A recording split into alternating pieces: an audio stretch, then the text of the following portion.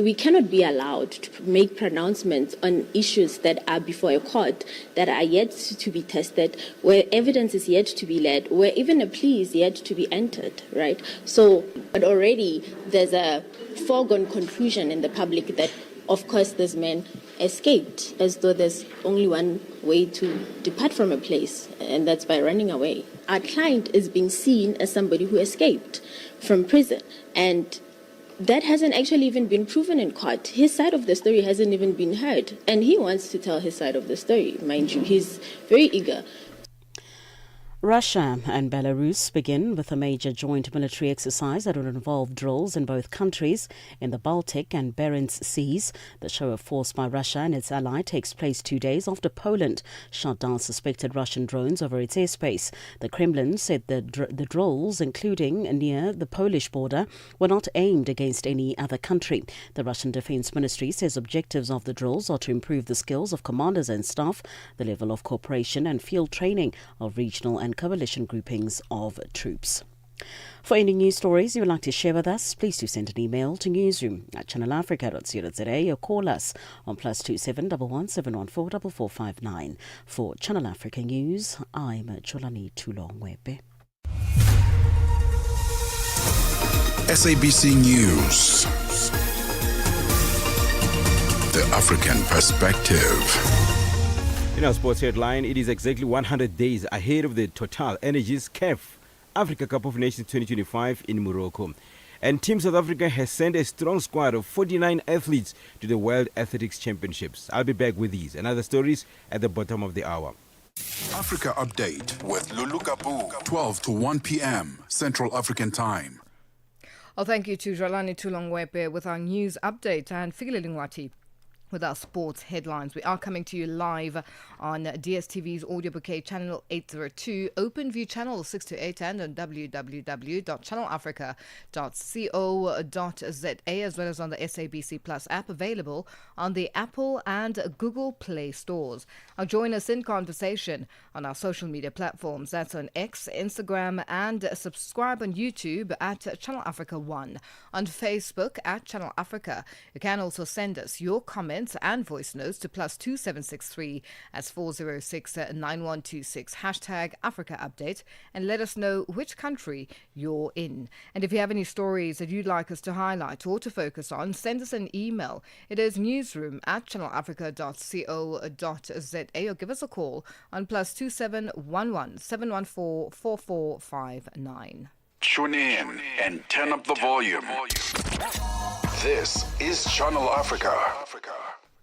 Well, today on #Africa Update asks, Not in My Name International has raised concerns over a growing perception that the South African Human Rights Commission, or SAHRC, prioritizes the rights of foreign nationals over South African citizens. Now, our question to you today is, do you think there should be concern about the prioritization of the rights of foreign nationals in a country? Share your thoughts and your views on all our social media platforms. That's on X, Instagram at Channel Africa 1, on Facebook at Channel Africa. You can also send us your comments and voice notes to +2763 at 406-9126 #Africa Update Us. Your window to the continent and beyond. Africa Update. Only on Channel Africa. The African Perspective. To South Sudan, where the first Vice President, Riek Machar, has been charged with murder, treason and crimes against humanity.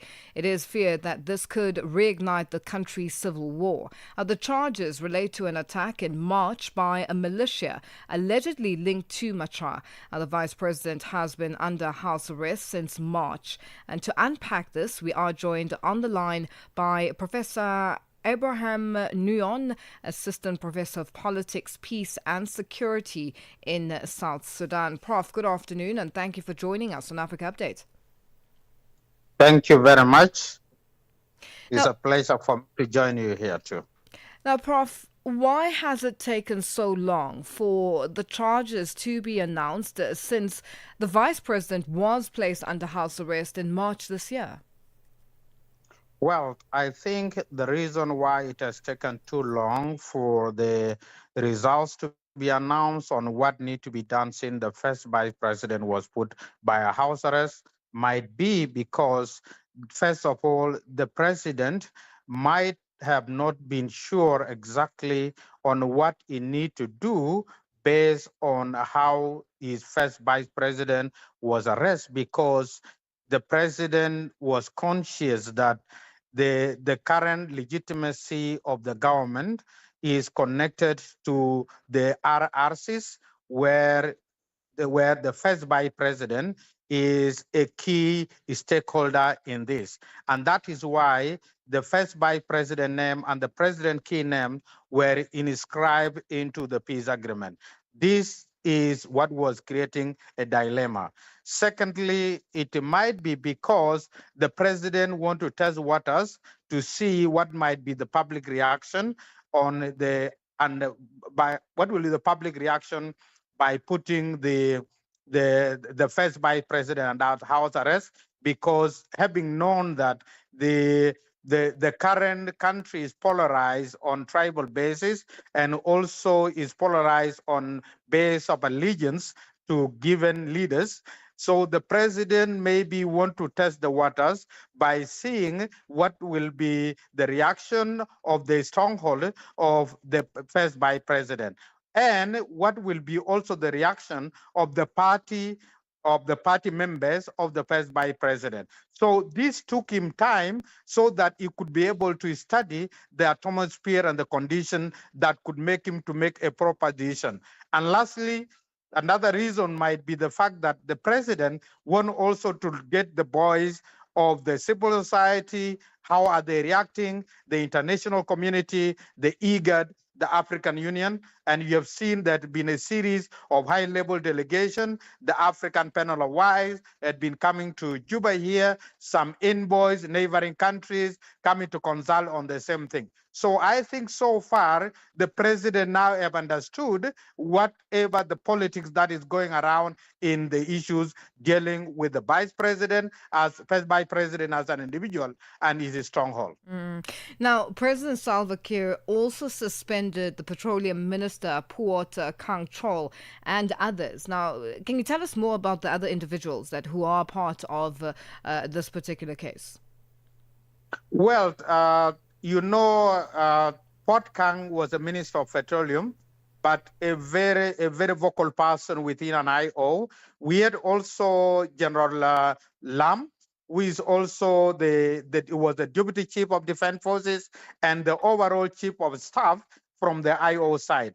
And the rest of the other people might have been put around are people who are related to one another, either politically or in a military wise. So this is where all this thing is running around. And I could say probably some of these people might be people who had been very close to the first vice president. And in that case, they could be charged based on association because they are the key decision makers around the SPLM AIO, and at the same time, when the president, the first vice president, is making decision in things related to the peace agreement or things related to the army or things related to them trying to be competitors in the management of affairs of this country. Now, the concern that there is concern that this could trigger further unrest in the country. How does this then affect the political landscape in South Sudan? Well, I could say it can be yes or no. Why? Because having seen into it that this is now from March up to September, now we are talking 6 months when the first vice president has been under house arrest. But there is a very big hope from his stronghold, and even the people of South Sudan are watching of what is going to transpire. One thing I want to say is that, Tracy, you see here, the political landscape in South Sudan is very fragile and very dynamic, in the sense that some of the leaders that are here, their life is believed to be the life of few individuals or members that are supporting that specific person. And this will not be the first time that there are very strong political figures that had been put in prison, not even in house arrest. It also happened in 2013, where even the former SPLM general Pagana Mom plus the rest were put in the prison, not even house arrest.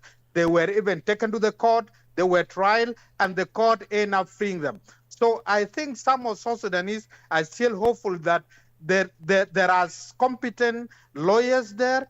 If given an opportunity, they could tell the government what is wrong with the government, and they can tell IO what is wrong with them, and the truth can be found.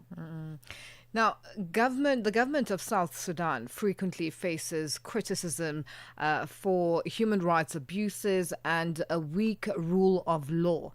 Activist groups in South Sudan have expressed hope that the court in trying Riek Machar and others would be fair and competent in doing their work. Now, what do we know about when they will appear in court? Already there's been a 6-month period of house arrest, and what is the expectation going forward?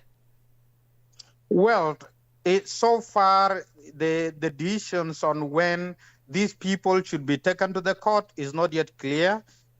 Everybody was just surprised recently by the press release through the Ministry of Justice and Constitutional Affairs, and this has given hope to the people of South Sudan. Now the process, which has been overdue, is going to start.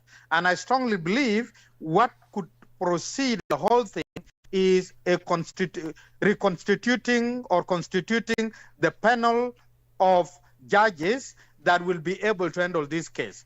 And the only thing that we might not be sure is whether this panel of judges will be single-handedly selected by the government, or they will be selected by the government in a consultation with maybe regional like IGAD or maybe African Union, to see into it that the judges to be appointed are competent, impartial, and people who could be able to bring justice not only to the people to be tried like the first vice president, but also justice to the citizen that had been affected across the board. Now, with the impact of what is unfolding in South Sudan, the citizens of the country have now literally become the casualties of this crisis that is unfolding. Now, firstly, what role do external parties have or play in ensuring that peace remains in the country, and just the impact on the citizens of the country who have now become displaced, because now they are literally running away from a situation where anything can happen and the crisis of famine? Well, you could see it into it that the external pressure could be put, and the internal dynamic should also be considered. The fact remains that across all this board, it is the people of South Sudan who are suffering, but nobody is talking about it. At this point, it is necessary that the international community, the regional institutions, and the president, and the competent judges, the civil society, need to draw a line where whatever which is going to be done, as I said before, should not only about promoting the right of individual leaders at the expense of making the citizen to suffer. At the same time, it should not be an expense of punishing these leaders at expense of other people to maybe exert more power because they have the privilege of having the power. And as a result of this, what we could look at is how could the proceeding go in the best practice? How could the proceeding could be able even to reward the people who are the victim, either the South Sudanese people, the citizens, or the leaders being tried, so that when these leaders are tried in a good way, get their freedom, come back, that will be the beginning of we get into transition, into peaceful transition, believing that in this country, with its own fragility, there should be an area whereby justice can be served. How much longer do you think? But if justice is not served well, this is where it will lead to unrest, and it can create more violence. Clearly, it shows that the trust between the president and the first vice president is not the best at this point in time. And you can imagine that in 6 months of house arrest, the anger that comes with it could really diminish what has been achieved, even in a small feat. Well, I do totally agree with you that the level of trust has diminished. And I had one time said in one of my TV, in one of my radio shows, that the level that the vice president, the first vice president, and the president reached so far is the level that even if the first vice president was to be released today and asked to go to his office, he will not even go to the office because he will not be sure about his security on the way to the office. He will not also be sure about his security wherever he will be. It's better for him to be under house arrest. But if you also keep him under house arrest, then you are also bring the peace agreement to stalemate. There will be no progress, okay? And that is why now, with all the things that we do, law is always above everybody. So we had laws within the country. The constitution is there. There is a legal civil procedures, how those things is done. And those articles would be able to determine whether what the charge is given could be able to be confirmed or the charges can be withdrawn, which means they will always say every person accused should remain innocent until proved guilty. And as a result of this, I assume the first vice president plus the rest so far are just assumed to be accused and not guilty until proven guilty. But they will be proven guilty by the law. Well, Professor Nguyen, thank you so much for joining us. We are going to have to leave it there for today.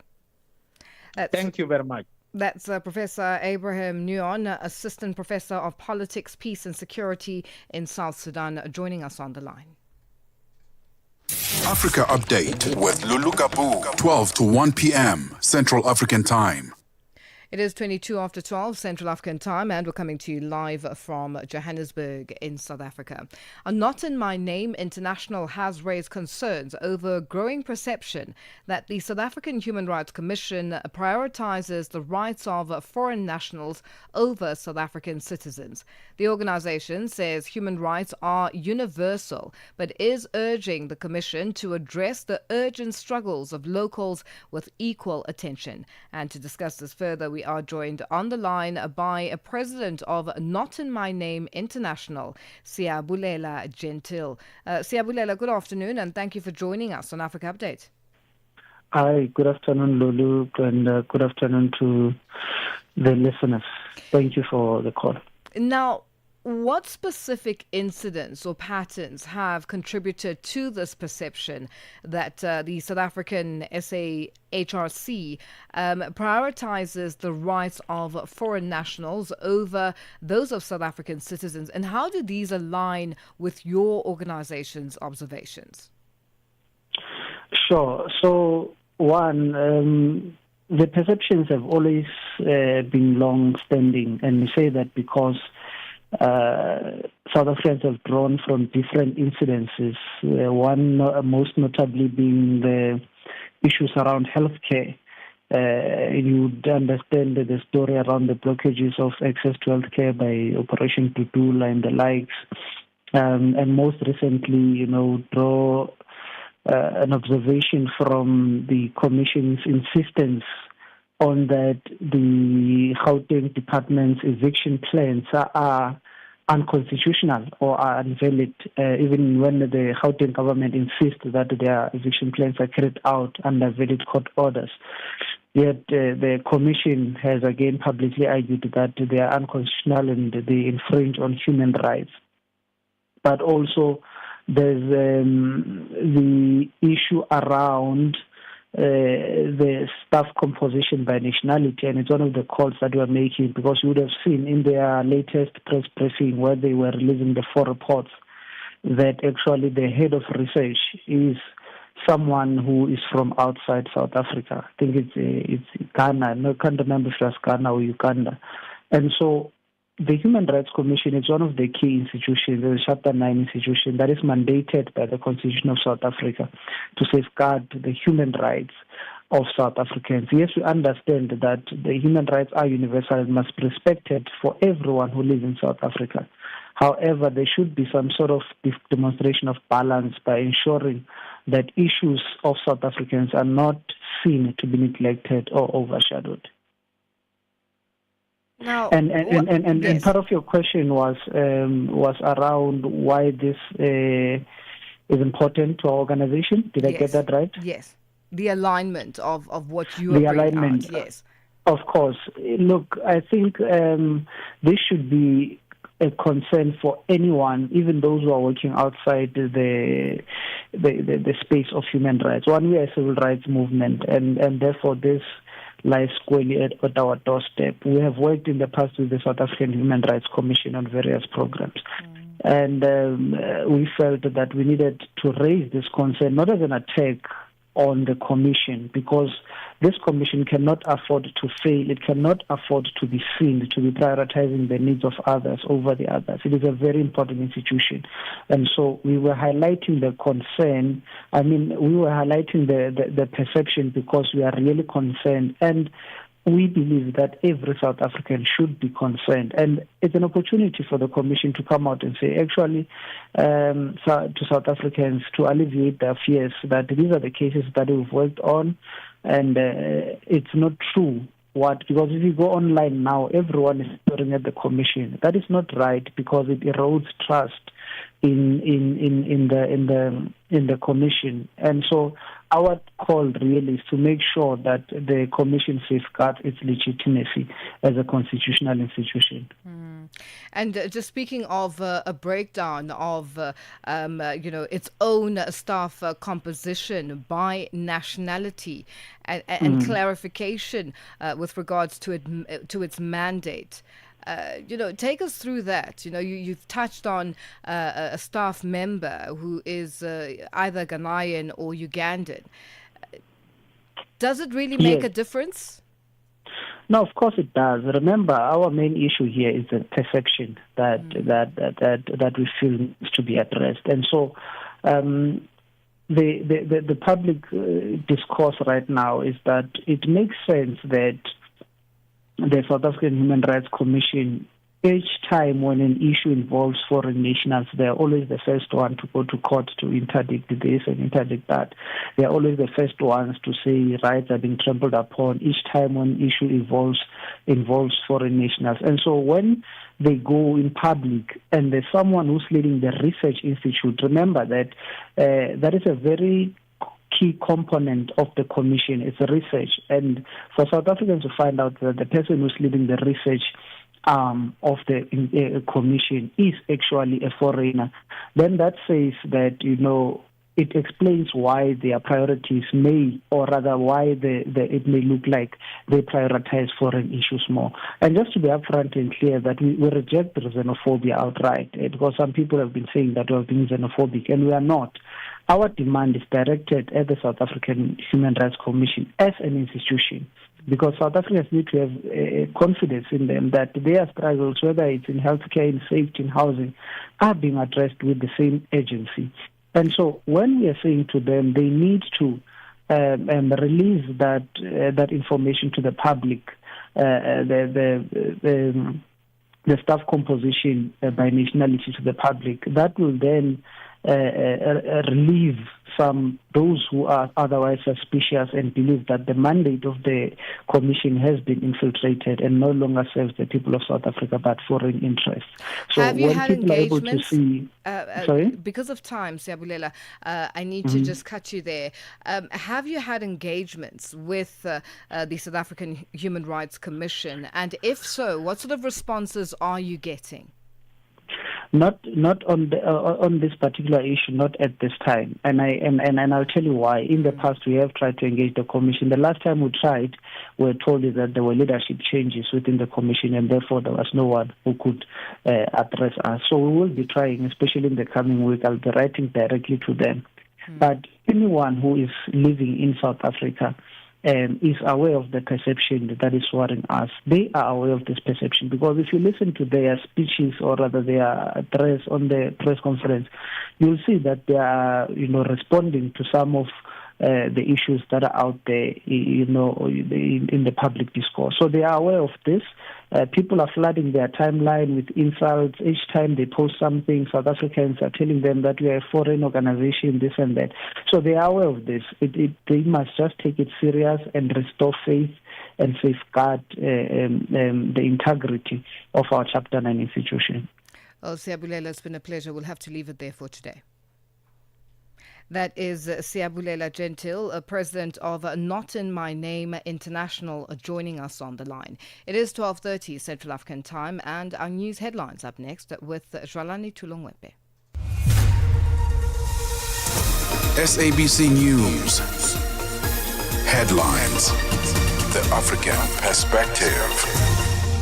Thank you, Lulu. Good afternoon. Making headlines, South Sudan's opposition has accused the government of trying to enforce authoritarian control and one-tribe rule. This after first Vice President Riek Machar was charged with orchestrating militia attacks and suspended from his role. South Africa's Democratic Alliance Party has welcomed the reopening of the inquest into the death of anti-apartheid activist Steve Biko. And finally, Qatar has welcomed the unanimous condemnation by members of the UN Security Council of Israel's airstrike on the Qatari capital Doha on Tuesday. I will have details on these and other stories at 1 o'clock. SABC News. Headlines. The African Perspective. Sports on Channel Africa. The African Perspective. First up in our sports update, we kick off with football news. The Total Energies CAF Africa Cup of Nations 2025 will kick off in Morocco in exactly 100 days, bringing together passionate fans from across the continent and showcasing Africa's football excellence to the world. Africa's biggest sporting event is expected to break the record set by the hugely successful 2023 edition in Cote d'Ivoire, which attracted a global television audience of over 1.5 billion and more than 2.4 billion digital streams. Morocco will play host to the continental finals for the first time since 1988 and will provide world-class facilities for the 24-team tournament that runs from the 21st of December 2025 to the 18th of January 2026, where Cote d'Ivoire will defend the title. The finals will be played in the 9 stadiums across 6 cities: Rabat, Casablanca, Fez, Tangier, Marrakesh, and Agadir. Madrid will host the 2027 Men's Champions League final, with Warsaw to stage the women's final. Athletic Madrid's 70,000 capacity Estadio Metropolitano has been awarded the men's showpiece after Milan's San Siro was stripped of the honor. UEFA decided to reopen bidding for the event amid concerns about refurbishment plans at the San Siro, and the match will now take place in the Spanish capital. On to cricket news. South Africa's Proteas women all-rounder Sunay Luz says the team is in a good mental state as they embark on their 2025 ICC Women's Cricket World Cup campaign. The Proteas have already departed for India to help acclimatize early as the World Showpiece takes center stage from the 30th of September. Speaking at the national team's official send-off in Johannesburg this week, Luz says they have enjoyed a good build-up over the past few months. Trying to nail your game plans and your training to be World Cup specific. And then we obviously headed to Sri Lanka and West Indies for the 2 series, which was very good for us as well, just to find our roles and game plans and stuff like that. So it's been a very good year of lead up and build up. I think all the girls are in a good space with cricket, a good mental space as well, and I think just the way we're gelling at the moment is also very special to see. Everyone is just enjoying cricket, which I think is very important. So yeah, hopefully it's a very good World Cup for us. Luz says she's excited that India is one of the most nations and looks forward to playing in front of supporters who love and appreciate the sport. Yeah, very excited. I think obviously just playing the World Cup in India, the crowds are very exciting, just the way they love cricket. I think that obviously makes it even more exciting and special. I want to say the home of cricket, but we know that's England, but it's kind of India as well. So just very excited for the trip and the journey. I think the team is in a very good space and we have a very good team this year, so very excited. I think I said excited 10 times.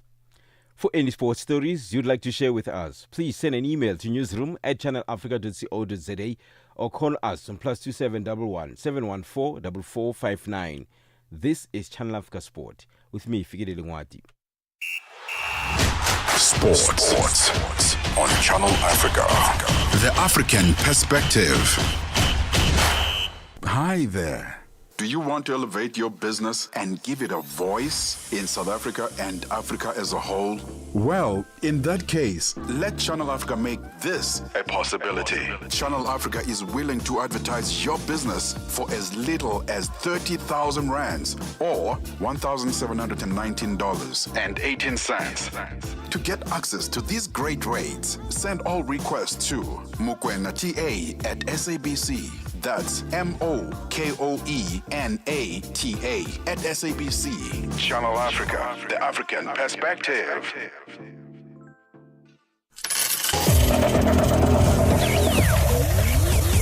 Business news on Channel Africa, the African perspective. Good afternoon, I'm Nosipho Zuma. In your business news, Sasawa, South Africa's National Treasury, pointed out that unfunded budget is one of the key factors affecting the finances of municipalities and their ability to pay their debt. The National Treasury briefed the Standing Committee on the Auditor General on interventions to collect outstanding money owed to the Auditor General. An unfunded budget refers to planned expenditures or projects that are included in the municipal budget but do not have the confirmed funding sources. The Accountant General in National Treasury, Shabir Ken, says his office has identified one of the causes of this debt. There is an underlying issue which we see in most of the municipalities.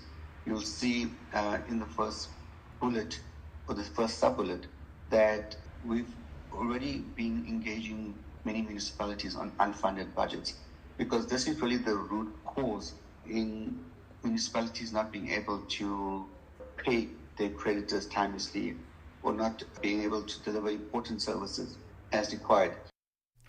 A study by Worldwide Works in collaboration with MasterCard, Peach Payments and Ask Africa has revealed that South Africa's online retail turnover is expected to top $7.42 billion this year and account for 10% of total retail sales. Now, this would be driven by on-demand grocery and fashion, as well as the entry of global competitors such as Amazon. Online retail sales grew by around 35% in 2024 to an estimated $5 billion, accounted for roughly 8% of all retail trade in South Africa. Burkina Faso has introduced visa-free entry for all African travelers in an effort to facilitate the movement of people and goods into the country. Now, the decision was announced following a cabinet meeting chaired by military leader Ibrahim Traoré. African visitors will, however, be required to submit an online visa application, which will be reviewed for approval. Now, the West African nation joins countries such as Ghana, Rwanda, and Kenya, which have eased travel requirements for African visitors.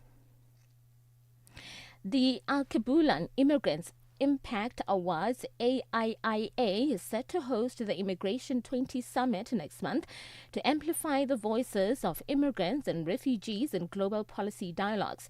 AIIA says immigration needs to be positioned as a catalyst for economic growth, social cohesion, and sustainable development within the G20 framework. Co-owner of Al-Kabulan Immigrants Impact Awards, Tebo Gordon Nwanjang, explains the value of the gathering. The reason why for us this gathering is important is to showcase, first of all, the value of migration. I mean, if you look at the G20 member states, the migrants contribute almost about $6.4 trillion to GDP. If you were to look at the number of entrepreneurs and CEOs that are from third world countries that are leading corporations in G20 member states, almost about 80% of the CEOs that sit at the top 100 companies in the world are from migrant nations. And finally, South Korea's top security advisor Wee Sung-ing says that the government would talk to U.S. officials in order to provide clear visa guidelines for Korean companies operating there to ease concerns of workers remaining in the United States. Chandu Goligek has more details. We made the comments as the administration in Seoul seeks to avoid a repeat of a recent U.S. immigration raid on a battery factory that led to the arrest of hundreds of Korean workers. We says the detention of the Korean workers took place as a collateral effect of U.S. immigration authorities searching for 4 target individuals. Your financial indicators: $1 US in Nigeria is trading at 1,000 naira 506. In Botswana is 13 pula 26. Kenya, the dollar is trading at 128 shilling 39. And in Zambia, it's 24 kwacha 08. The BRICS countries: $1 in Brazil is trading at 5 real 40. Russia is 84 rubles 33. India is 84 rupees 68, China at 7 yuan 12, and in South Africa $1 is trading at 17 rand 45. $1 is trading at 74 pence to the British pound and 85 to the euro. Looking at commodities, gold is trading at $3,626 and platinum at $1,378 per ounce. The price of Brent crude oil is at $67.20 a barrel. Now, for any business news stories you would like to share with us, please send an email to newsroom@channelafrica.co.za or call us on +27 11 714 4459. For Channel Africa Business, I'm Nusipho Zuma.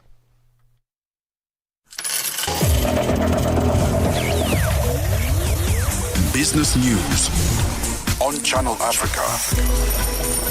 The African perspective. Africa Update with Lulu Gaboo, 12 to 1 p.m. Central African Time. Well, thank you to Nosipo Zuma with our business update. It is 12:41 Central African Time, and we're coming to you live from Johannesburg in South Africa. Well, today on #Africa Updates Ask, we focus on Not in My Name International having raised concerns over a growing perception that the South African Human Rights Commission prioritizes the rights of foreign nationals over South African citizens. Now, our question to you today is: do you think there should be concern about the prioritization of the rights of foreign nationals in a country?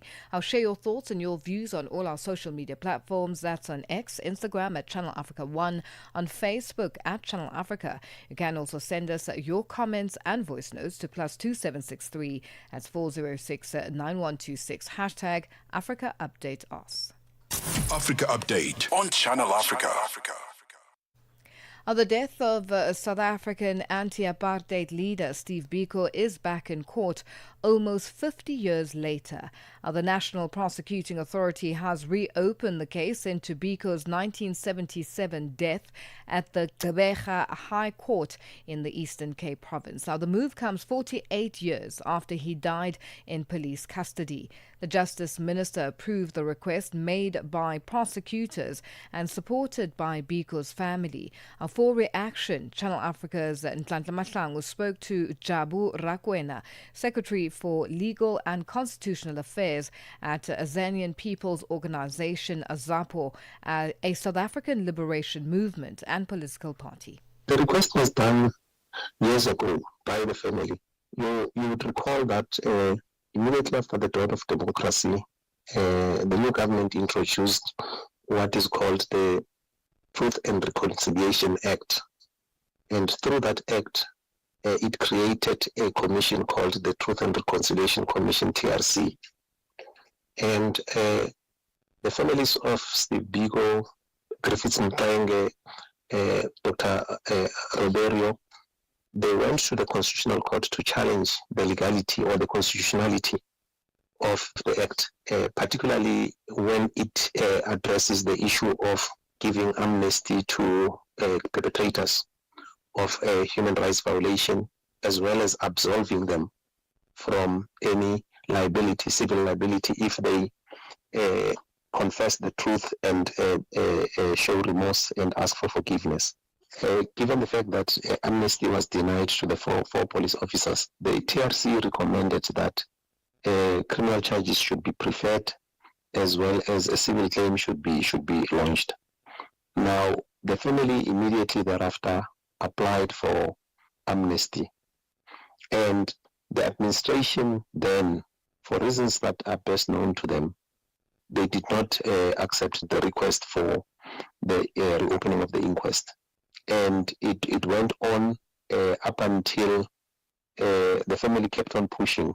And surprisingly enough, you would also recall that early this year, the President Ramaphosa, announced in Parliament that there will be a commission to investigate why the recommendations of the TRC were not followed. But you and I know why those recommendations were not followed. There was no political will. And secondly, the NPA currently is limping because there are vacancies that are not filled. Their budget is every year cut. And thirdly, its investigative directorate has got not enough forensic investigators. So all those things count against the NPA delivering a good service, particularly on this aspect, as well as other workload that has been put on them. You would recall also that the Zondo Commission made recommendations which the NPA still needs to attend to.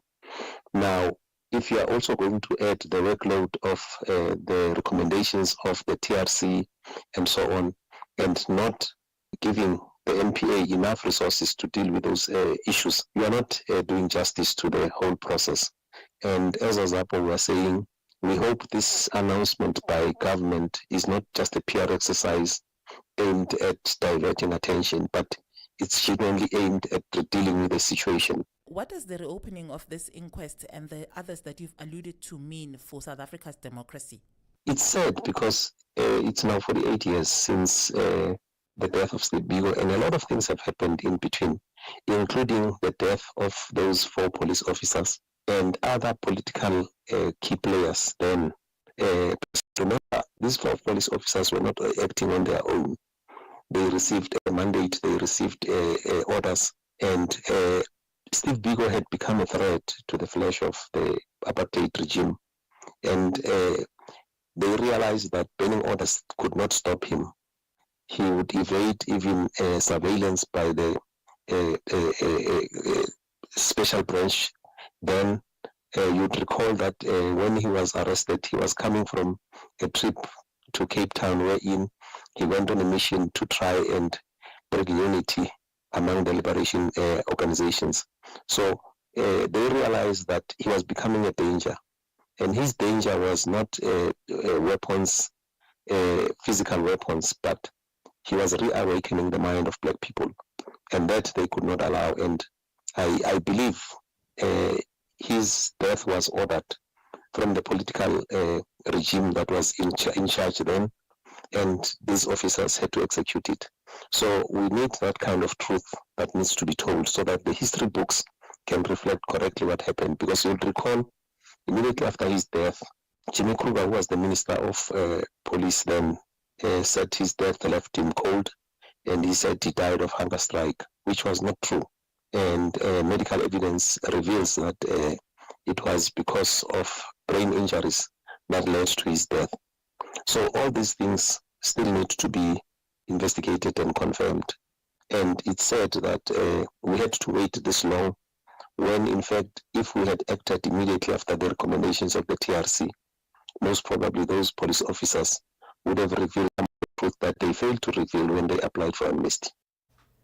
That was Jabu Rakwena, Secretary for Legal and Constitutional Affairs at the Azanian People's Organization, AZAPO, a South African liberation movement and political party. He was speaking to Nhlanhla Mahlang. Africa Update, your daily dose of African insights with Lulu Gaboo on Channel Africa. As September shines the light on Arbor Month and shines a spotlight on South Africa's rich natural heritage, SAPI South Africa is actively protecting, restoring and reintroducing rare tree species while also supporting livelihoods linked to South Africa's traditional medicine sector. Earlier this month, the Minister of Forestry, Fisheries and the Environment, Dion George, joined organizations in the country's KwaZulu-Natal province to plant indigenous trees and tour a newly established Miawa Miyawaki style arboretum, a living classroom for biodiversity and community education. And to chat further about this, we are joined on the line by Dwayne Ruthman, Vice President of Forestry at SAPI Southern Africa and Chair of Forestry SA. Dwayne, good afternoon, and thank you for joining us on Africa Update. Hi there, Lulu. How are you doing today? I'm very well, thanks, Dwayne. And talk to us about why Arbor Month is such an important time for the forestry industry in South Africa. Yeah, Lulu, talking about trees makes me extremely excited. The South African forestry industry only occupies about 1.2 million hectares. It's about 1% of the South African landholding, and it has a major impact on people's life because it serves as that anchor in the rural environment that stimulates economic development and yet help to preserve the heritage that we have in that specific space. So Arbor Month is very important for us because it helps to elevate the importance of trees and indigenous trees, but also to really place forestry as a growing renewable resource industry in the South African landscape. So for us, very important as an economic stimulator, but also to preserve biodiversity. In the forestry space, about a third of the land holding is really ring-fenced for natural biodiversity management, and it gives us the opportunity and privilege to help preserve the heritage that is in our natural forests as well. Now, is this part of the Balancing Act for SAPI, which manages large areas of commercial forestry? It's not really a balancing act. It is integrated in our DNA. We look after the environment because the welfare of our business and of the forestry industry depends on a really nicely balanced and well-managed, incorporated environment. So you have to look after biodiversity because it is in the landscape. And for us, every single forester, in actual fact, is a conservationist at heart, and they take it really to heart to stimulate not just what we do as our core and fiber business, but they really put back into the conservation of our natural resources in the area we operate, but also into the communities where we operate. And I think that really brings us to the next question: is how important is trees in the traditional medicine environment in South Africa? And I think a lot of people underestimate the scope of that. Somebody quoted the other day that for every one traditional healer, there's about 500 people. From the medicine field, every doctor only has to service close to about 1,400 people. So I think it's very important that we look after this heritage and make sure that traditional healing is built on the back of sustainable forest practices, specifically on some of these very rare and endangered species. And tell us more about the Miyawaki Arboretum at the Shaw Research Centre and how it will benefit communities and biodiversity. We do a lot of extension work, and I think for us this is a proof of concept that every single individual that has a little piece of land or a garden can actually create their little own mini pocket forest in their backyards. And what we will do is as we establish a lot of the natural biodiversity at the Shaw Research Centre, when there are groups and school groups coming through, we can teach them about forestry per se as an economic driver in the country, but also teach them about biodiversity and how they can preserve biodiversity in their backyards. And I think that's where Miyawaki Forest as a pocket forest is so critical. And it really gives us the opportunity also to plant very diverse and rich biodiversity in a very small area and space. When you plant trees together like that, and specifically indigenous trees together like that, they grow faster, and they really form this micro biome that is really it enriches the area not just for the trees that are there, but also for the small animals and insects that depend on them. And tell us more, Dwayne, about the Rare, Threatened and Endangered Species program and why it's so significant. In around about 2013, SAPI got involved with the Kruger National Park Warburgia program, and at that stage there were only about 300 white Warburgia or pepperbark trees left in the Kruger Park. They were guarded by armed guards, and through our involvement over the last number of years, we've managed to deploy some of our commercial forestry and nursery techniques to fast-track the cultivation of this very, very rare species in South Africa. Since then to now, we've increased rooting capacity from what was in the early days about 40% for every cutting that was cultivated to about 70% and more, which means we could accelerate the redistribution and reintroduction of pepperbark trees into communities and into forests, to the point that the Warburgia tree that was on the endangered list, it is now being downgraded to vulnerable only. And I think really a success reintroducing close to 200,000 trees into the area where they naturally were depleted because of over-harvesting by medicinal healers. And part of the program involves how do we teach healers to cultivate so that they have a resource that is sustainably managed in their backyards. And for us, really, I think the key to success, just one of those, to the point that we've now expanded that into another 4 or 5 highly endangered species. And for us, bringing the technology and science that we are known for in the industry into reintroduction and reestablishing these rare and endangered species into the wild. And just in wrapping up, long-term conservation and restoration. I know you touched on it, but just give us a little more detail with regards to, your programs and how people can actually get involved and get more information. I think reaching out to the local forester is the first step. Interacting with your local nurseryman is the next step. But for us, conservation is part of how we do business. Sustainable forest and sustainable forestry practices are actually critical. And there's sometimes a lot of criticism against commercial plantations.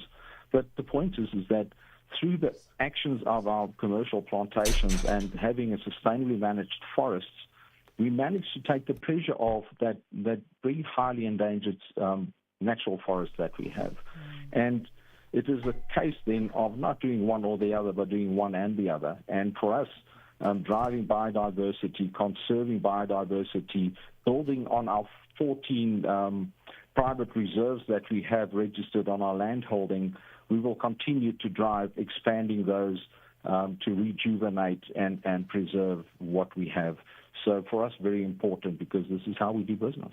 Dwayne, it's been a pleasure. Let's leave it there for today. Thank you for joining us on Africa Update. That's Dwayne Ruthman, Vice President of Forestry at SAPI Southern Africa and Chair of Forestry SA, joining us on the line. And it is that time of the day where we say Happy Friday to Debokholo Kuleni of the Upside team. Hello, and how are you today? Lulu, I'm good. How are you? I'm good, thank you. It's a Friday. We've turned it into... Actually, let me use this microphone. It's a Friday, so we've turned it into an international shorts day. Hey, I on the forgot Upside. about that. I forgot about that. Oh, you Okay, forgot. can we do it next week Friday? Let's do it next week. Okay. It's We'll a do Friday thing. We'll do it every I hope Friday. the bosses are listening. Bosses, We'll it's do it a every Friday Friday. thing. Every Yes. Friday, the bosses must also wear shorts Yes, on the Friday, please. and we're going to be celebrating today. It's a wonderful day to be African, and in our first conversation, we'll be talking about the influencer space, the content creation space, the risks associated with taking international opportunities, international jobs after the recent scandals, and what we need to look out for. And then we've got our DJ mix coming up later on this afternoon. So it's a musical Friday, it's an influencer Friday, and we're going to have a good time on the Upside. It's a happy Friday, and they'll be coming up at the top of the hour. That's Debohole Kuleni and Matiko Musito. For myself, Lulu Gaboo and the Africa Update team, it's been a great week, and continue with us on our social media platforms, and we will be back on Monday. Thank you to our producer, Tracy Bumgar, technical operator, Ndando Lutuli, and social media talent, Butelezi. Have a good one. Bye-bye.